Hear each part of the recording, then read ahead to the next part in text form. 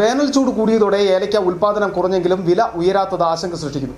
കഴിഞ്ഞ വർഷം ഇതേ സമയത്ത് 2600 രൂപ മുതൽ 2750 രൂപ വരെയായിരുന്നു ഏലക്കായുടെ വില.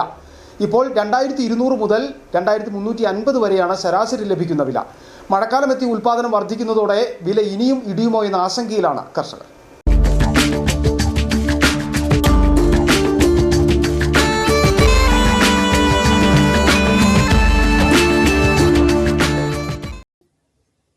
ഹൈറേഞ്ചിൽ ഏലക്ക ഉൽപാദനം തീരെ കുറവുള്ള സമയമാണ് വേനൽക്കാലം.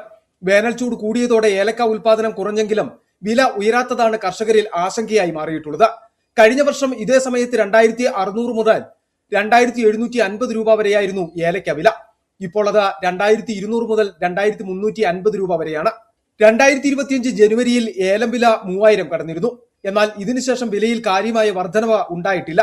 ഗ്വാട്ടിമാലയിലെ ഏലം കയറ്റുമതി കുറഞ്ഞതോടെ ഇവിടുത്തെ ഏലത്തിന് വില വർദ്ധിക്കുമെന്നായിരുന്നു പ്രതീക്ഷയെങ്കിലും ഇറാൻ യുദ്ധത്തിന്റെ പശ്ചാത്തലത്തിൽ കച്ചവടക്കാർ ഏലക്ക വാങ്ങാൻ തയ്യാറാകുന്നില്ല.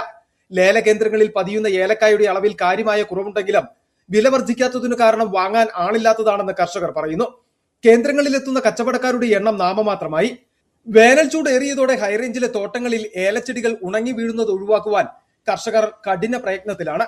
കൃഷി ചിലവുകൾ വർദ്ധിച്ചത് കർഷകരെ പ്രതിസന്ധിയിലാക്കുന്നുണ്ട്. വേണ്ടവിധം വേനൽ മഴ ലഭിച്ചില്ലെങ്കിൽ കനത്ത നഷ്ടമുണ്ടാകുമെന്ന് കർഷകർ പറയുന്നു. ഇപ്പോൾ വില ഉയരാത്ത സാഹചര്യത്തിൽ മഴക്കാലമെത്തി ഉൽപാദനം വർദ്ധിക്കുന്നതോടെ വില ഇനിയും ഇടിയുമോ എന്ന ആശങ്കയും കർഷകർ പങ്കുവയ്ക്കുന്നു. City vision, Adimali.